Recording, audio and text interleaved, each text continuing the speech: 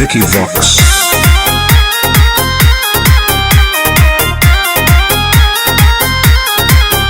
बंगाल के हियो हमरो सहेली रे, हमरा जैसन मजा नहीं मिली रे। ए बाबू सुन, बंगाल के हियो हमरो सहेली रे, हमरा जैसन मजा नहीं मिली रे। तोरा धमकी से हमार दिल नहीं पिघलता। आज जदी कहमर नहीं लता तो गोली चोली पर चलता। अच्छा जे बीच समियाना में बोलता तो गोली चोली पर चलता। नाच गे चल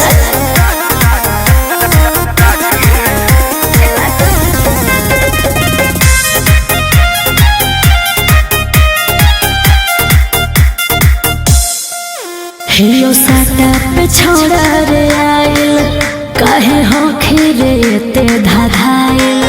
जदि होखी तू बमू के गोला तो हम खुद ही मिसाइल। बच के रही हियो खाती मगहिया मरब गे हको घर जिला हमर नवादा। अच्छा। बिना चनिया त कायदे में रहे ओहो। छोड़ी उड़े में हमारा से ज्यादा। छोड़ा हमारा फिर तोर दाल नहीं गलतो। गे आज जदी कहमर नहीं लता तो गोली चोली पर चलता। जे बीच समियाना में बोलता तो गोली चोली पर चलता। गोली चोली पर चलता।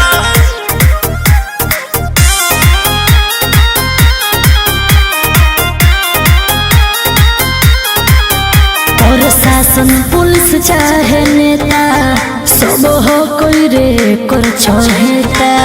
हमर नाच देखे मेरे बेटा कुल चल जाई तो बाबू के खेता। लत बड़ी बाउर हो। जितना लेही उतना देबो।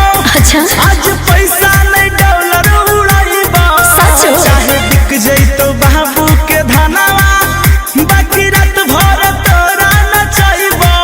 साला तोनू राजीव तोरा कुछ नहीं मिलता। गे आज जदी कहमर नहीं लता तो गोली चोली पर चलता। जे बीच समियाना में